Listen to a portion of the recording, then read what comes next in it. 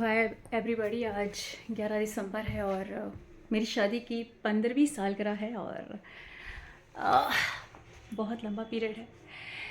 इस शादी में सबसे अच्छी बात है कि अनिका का जन्म हुआ शादी के 2 साल बाद में और अनिका के आने के बाद मेरी ज़िंदगी बदल गई। माँ जैसी फीलिंग जो मैंने अपने अंदर फ़ील किया, मतलब अनिका को मैंने खुद लुक आफ्टर किया है, कोई जॉब नहीं की मैंने, क्योंकि मैं एक बहुत ही अच्छी फीलिंग मेरे अंदर आई थी। माँ बनने की फीलिंग बहुत अलग थी। और 3-4 साल मैं सिर्फ अनिका के साथ रही हूँ, बाहर की दुनिया से मेरा कांटेक्ट भी बहुत कम रहा था। तो उस टाइम मैं और मेरी अनिका थी और अब वो बहुत बदल गई है, चेंज हो गई है, लेकिन अभी भी बहुत प्यारा बच्चा है, बस थोड़ी ज़िद्दी है थोड़ी शैतानी करती है। तो मैं ये कह रही थी कि 15th एनिवर्सरी है मेरी शादी की और काफ़ी लंबा पीरियड था, मुश्किल भी बहुत था, तकलीफ़ें भी बहुत थी। मुश्किलात तो बहुत आती हैं, 15 साल का सफ़र बहुत लंबा होता है और इस टाइम मैंने कल कहा, विक्रांत ने जो विश किया मुझे, तो मैंने कहा विक्रांत 15 साल हो गए हैं और लड़ाई झगड़े बहुत हुए। कई बार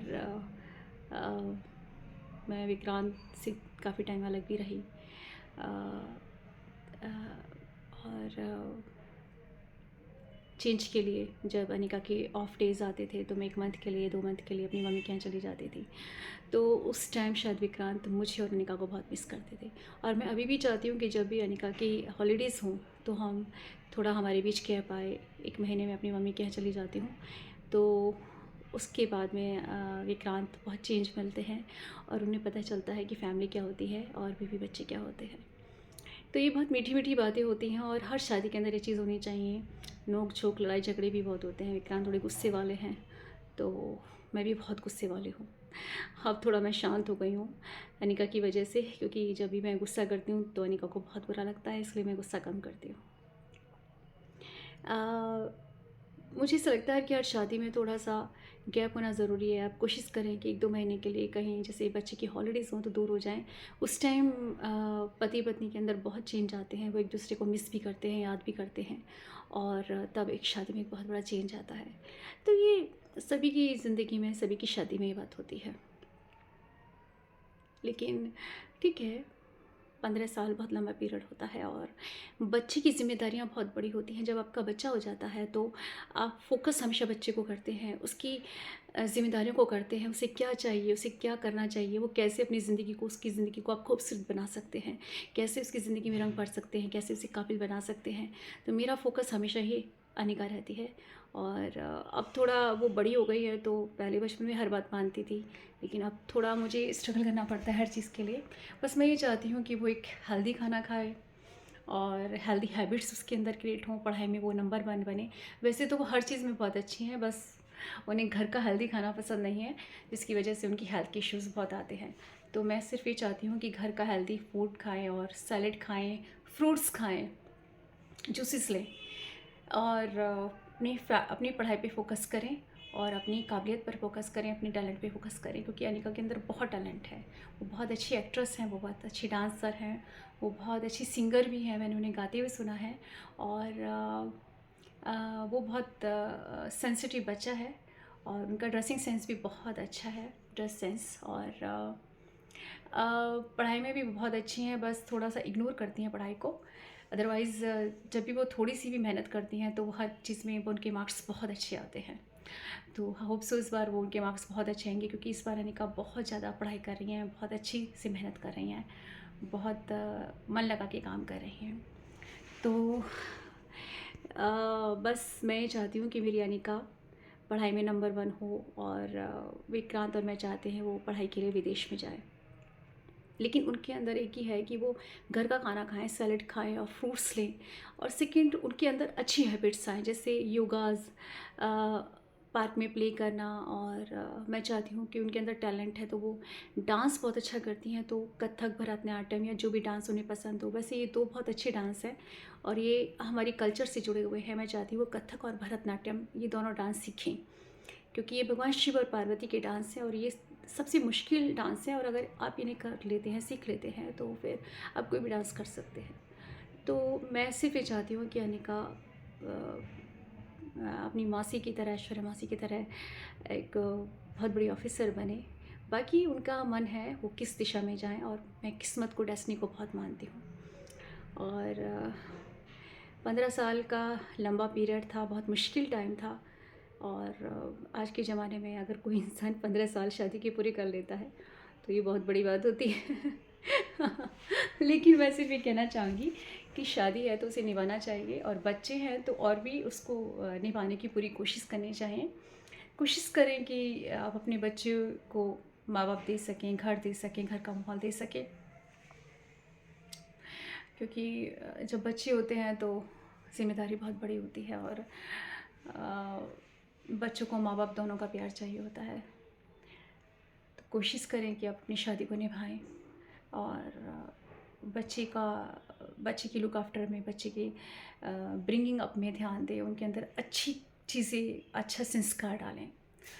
तो हालांकि ये बहुत मुश्किल काम है, लेकिन मैं समझती हूँ कि अगर हमारे अंदर अच्छे संस्कार हैं, थोड़े से हम स्ट्रॉन्ग हैं, तो हम शादी को भी निभा सकते हैं और बच्चों की ज़िम्मेदारी को भी निभा सकते हैं, और अपने कर्तव्य पालन करते करते अपनी ज़िंदगी में भी रंग भर सकते हैं। आपके अंदर जो टैलेंट ईश्वर ने दिया है, उस टैलेंट को भी हम उस टैलेंट को के साथ में अपनी ज़िंदगी में रंग भर सकते हैं। मैं एक राइटर हूँ और एक्ट्रेस भी हूँ। मैं अ, थोड़ा बहुत जो मेरे अंदर टैलेंट है तो वो भी मैं थोड़ा बहुत करती रहती हूँ। राइटिंग मेरा पैशन है और एक्टिंग भी मेरा पैशन है, लेकिन प्रेजेंट में क्योंकि मेरे हेल्थ इश्यूज़ बहुत आए थे, फिर घर में थोड़ी घर को भी देखना होता है, अनिका की हेल्थ के इश्यूज़ बहुत आए थे, इस वजह से मैंने हर चीज़ से कट ऑफ किया और मैंने सिर्फ राइटिंग पे फोकस किया। और मैं अभी किताब पे काम कर रही हूँ, बहुत जल्दी मेरी किताब भी आ जाएगी मार्केट में। अनन्या में मेरी कविता आने वाली हैं, और मैं अपनी ये भूमि के लिए भी काम कर रही हूँ। और बहुत सारी मैगज़ीन्स है जो एक नेशनल लेवल की हैं, उनमें भी मेरी पोएम्स गई हैं। अगर वो लोग पास कर देते हैं तो शायद उन मैगज़ीन्स में भी मेरी सारी पोएम्स आएंगी with my pics, with my name. And it is big achievement है कि अगर नेशनल लेवल पे कोई मैगज़ीन है और आपकी कविता उसमें छप जाएगी, पसंद की जाएगी, तो मेरे लिए खुश नसीबी होगी। और बाकी मैं राइटिंग पे फोकस कर रही हूँ इस समय, और मैं चाहती हूँ कि मेरी बुक है वो जल्दी आ जाए मार्केट में। और बाकी मैं अपना लिखने का काम करती रहती हूँ, घर है, फैमिली है, अनिका है। तो मेरा कहना यह है कि मेरी शादी को 15वें साल हो गए, 15 साल हो गए हैं, और काफ़ी मुश्किल टाइम मैंने गुजारा है, बहुत सारी मुश्किल चीज़ें मैंने फ़ेस की हैं। पर मैं सिर्फ ये कहना चाहूँगी, कोशिश करें सभी अपनी शादी निभाएं। और अगर बच्चे हैं तो बच्चों के साथ कर्तव्य पालन बहुत जुड़ जाते हैं, उनको ब्रिंगिंग अप करना, उनमें संस्कार डालना, कर्तव्य पालन करना। और बच्चों को माँ बाप दोनों चाहिए होते हैं, तो कोशिश करें सभी अपनी शादी को निभाएं। और अगर मुश्किलात हैं तो आप थोड़ा गैप ले सकते हैं, आप थोड़ा जगह चेंज कर सकते हैं, या अपने आप को कला में डालें। ईश्वर ने जो भी आपको कला दी है, चाहे वो आप सिंगर हों, डांसर हों, राइटर हों, या और भी कोई भी टैलेंट आपके अंदर है, तो कोशिश करें आप उसमें जाएं। लेकिन कोशिश करें कि परिवार को ना तोड़ें, क्योंकि परिवार ही इंसान की सबसे बड़ी ज़रूरत होती है। और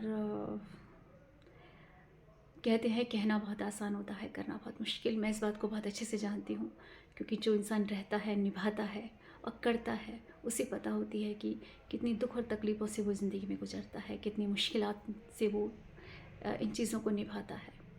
चाहे वो रिश्ते हों, चाहे वो कर्तव्य पालन हो, चाहे वो जिम्मेदारियाँ हों, चाहे अपना जीवन हो, चाहे अपने जीवन से जुड़े हुए लोग हों। लेकिन मैं सिर्फ इतना जानती हूँ कि अगर आप ईश्वर का नाम लेते रहें और थोड़ा सा सब्र करें, व्रत पूजा पाठ में जाएं, कला में जाएं, और आप ईश्वर में विश्वास रखें, तो आप थोड़ी मुश्किल चीज़ों से बाहर आ सकते हैं, और अपने कर्तव्य पालन को करते करते अपने और अपने परिवार का नाम भी रोशन कर सकते हैं, और अपनी ज़िंदगी में भी अच्छे रंग भर सकते हैं। और ईश्वर ने अगर आपको कोई टैलेंट या गुण दिया है तो उसे भी आप पूरी दुनिया में उसका प्रकाश भी फैला सकते हैं। बस थोड़ी सी समझ की ज़रूरत होती है, सब्र की ज़रूरत होती है, थोड़ी-सी त्याग की ज़रूरत होती है।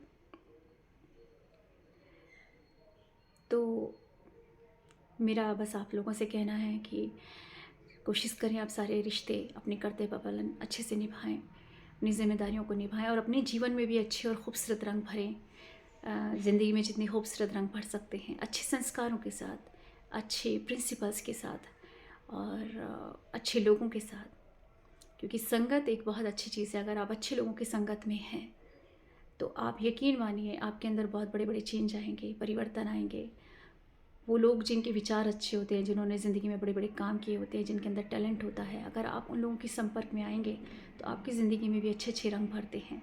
लेकिन मैं हमेशा कहती हूँ, आप जो भी काम करो, सिक्योरिटी के साथ करो, मर्यादा के साथ करो, प्रिंसिपल के साथ करो और अपने चरित्र को बहुत अच्छा रखो।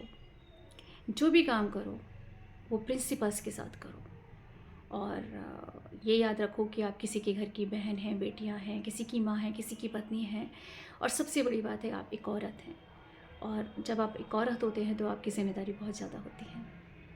तो ज़िंदगी में आप बड़े-बड़े काम कीजिए। ईश्वर ने आपको जो भी दिया है उस टैलेंट के माध्यम से इस दुनिया में अपना नाम भी रोशन कीजिए अपने परिवार का।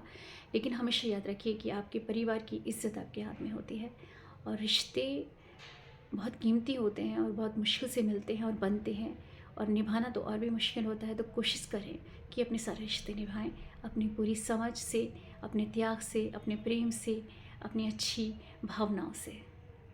आप सबको बहुत बहुत शुभकामनाएं और मुझे भी आप सभी का शुभकामनाएं और आशीर्वाद चाहिए क्योंकि आज मेरी शादी के 15 साल पूरे हो गए हैं।